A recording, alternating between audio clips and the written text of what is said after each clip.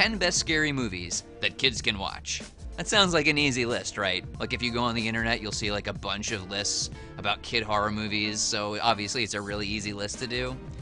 Well, let me tell you something. Most of those lists are bad. They're full of movies that are either way too R-rated, like Child's Play. Child's Play, the mindless kill fest featuring a serial murderer trapped in the body of a child's doll. That's your R-rated go-to for kids. Seriously. Aw, you gotta be kidding me. Anyway, it's either stuff like that or stuff like Nightmare Before Christmas, which is not a scary movie, or Monster Squad, which I love very much, but again, not a scary movie, not even trying to be a scary movie. Anyway, long preamble short, the 10 best scary movies for kids is a deceptively tricky list. We're talking about scary movies that are supposed to be scary, not just scary for one scene. We're talking about movies that are preferably featuring kids, so the kids have something to identify with, and movies that you can at least argue are okay to show a kid. Can I do this? Can I do the best version of this list? Yes, I can. I'm going to give you the movie, why it belongs on the list, and the scariest scene from that movie. Hit me with a title card, Johnny. Let's start with The Gate, which is about these kids who discover a demonic presence in the depths of a sinkhole in their backyard. Happens all the time. It's a PG-13 movie, sure, but it stars kids, it's about kids' struggles, there's creepy little demons running around everywhere. It's cool looking, it's well written, and it is scary. Scariest scene from The Gate? I'll tell you, it is not the giant demon, and it ain't the hand eyeball either, although that's a good choice. It's actually the scene where the kid is dancing with the ghost of his dead mother until she transforms into a dog corpse. Dude, that just ain't right. And speaking of ain't right, how about Roald Dahl's The Witches, huh? You remember this one? It's about a kid and his grandmother who go to a hotel for vacation, but then Angelica Houston is there, and she's a grand high witch, and so she turns the kid into a mouse. Look, that might not sound like much, but it's a Jim Henson joint, so you know the practical effects are gonna be on point. Scariest scene, though, is definitely the first time you see the Grand High Witch's real face with the big nose and the warts and the lipstick. Look, that is not what I expected based on your OkCupid profile, Angelica Houston. Just be honest with your selfies, #NoFilter. There's someone out there for everyone. And if you want proof of that, look no further than Monster House, a movie that is, and stop me if I'm moving too fast for you here, about a house that is a monster and it eats people. In addition to being a story about burgeoning adolescence, it's also a love story about a man and his killer house.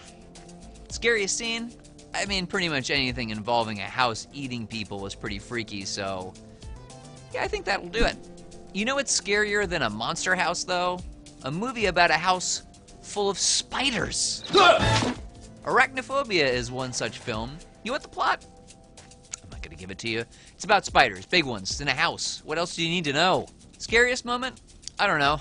Maybe every scene with a giant killer spider, maybe? Have I mentioned that I have arachnophobia, like, in real life? I do, and this movie is the reason. So let's move out of the spider house and over to Coraline, which is about a girl moving into a new house that has no spiders, but instead a secret passage to a world just like her own, except everyone has black buttons for eyes. Yeah, I would not want to live there either. There's a talking cat, and that's nice. And what do you think you're doing? But button eyes? Nope. That's a hard pass from me. Scariest scene? I think it's the first time Coraline is tempted to replace her own eyes with the buttons. That sounds cute. It is super not cute. And neither is Little Monsters, even though it sounds like it would be. Little Monsters, like a Pokemon. Little Pikachu, right? No. It's Fred Savage hanging out with Howie Mandel, and Howie Mandel, he's blue and he has horns for some reason. The reason is he's a monster. Anyway, basically it's a movie where monsters are real and can enter the human world at night through portals underneath people's beds. It's kind of like Monsters, Inc., but creepy. And the creepiest scene definitely involves this guy with the shorts and the loafers and the, exposed brain. All right. You wanted an R-rated movie. How about Lady in White, a ghost story where a young boy has a vision of a dead girl while trapped inside of his school's coat closet, which leads him to investigate who her real killer is. It's mostly kid-friendly, although I will say racism plays a part in the story, and one kid drops the N-bomb, so, you know, cover your kids' ears maybe.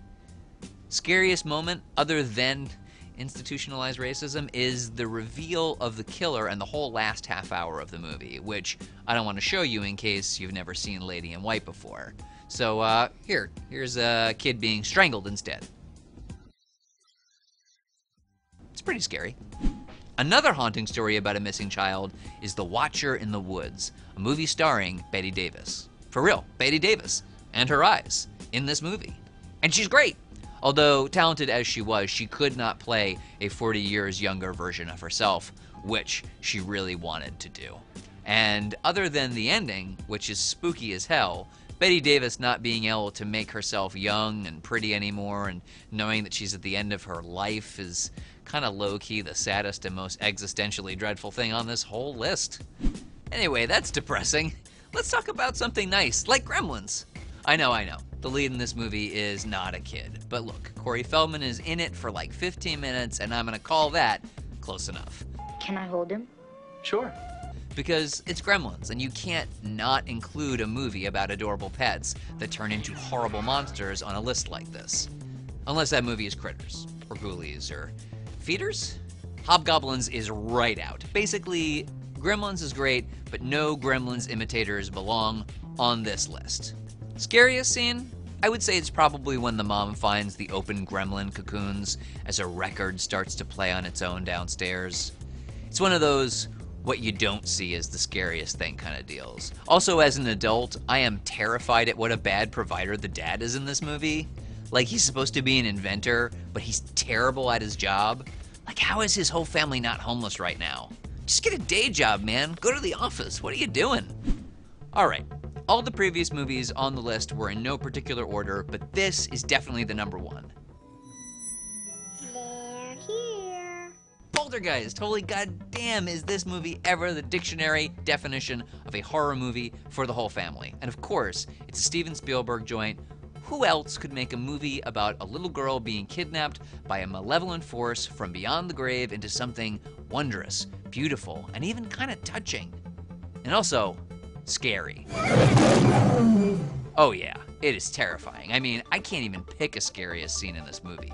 Like a tree eating a kid, evil clown, steak crawling across the kitchen floor, dude tearing his own face apart, corpses exploding out of the ground. It's a kid's movie, honest.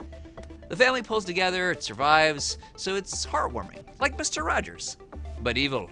Now that's a list of scary movies starring kids, for kids, that are still scary even if you're an adult. If you've got your own version of this list, by all means, share it in the comments, because you're wrong, but you can. And in the meantime, follow Sci-Fi on Twitter and Facebook and Instagram. And if you'll excuse me, I'm gonna go hide under my bed. Wait, are there monsters under my bed? I'm gonna go rethink my whole situation. In broad daylight, preferably. Anyway, see you next time.